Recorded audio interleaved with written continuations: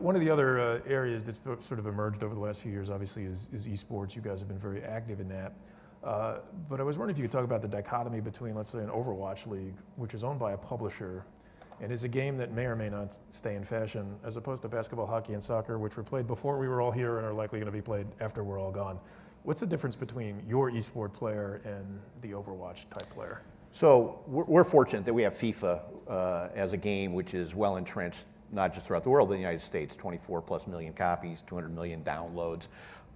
And while the story of soccer has traditionally been participants and youth participants, actually over 60% of the people who play the game, that's their introduction into the sport. And so we launched a league this year, and it's part of a larger FIFA league where our teams qualify into an international competition, and I think that gives you a unique advantage to be part of something bigger.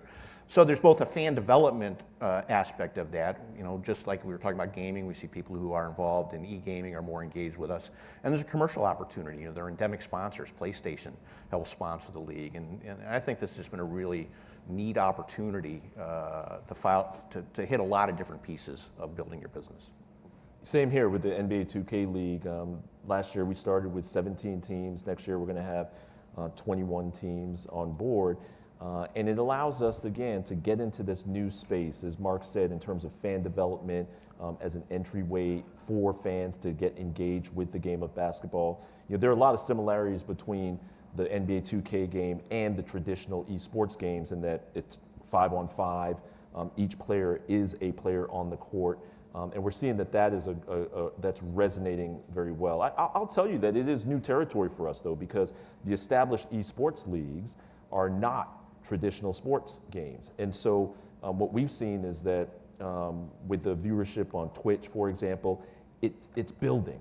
The numbers weren't huge this year, but it's building and it's growing. And we're educating fans now, like MLS and FIFA, we had a very popular NBA 2K game, and we've got a partner in NBA 2K that is hitting the core gaming fan and the core 2K fan, but now we're seeing more casual fans come onto the platform and start engaging with the product and with the league.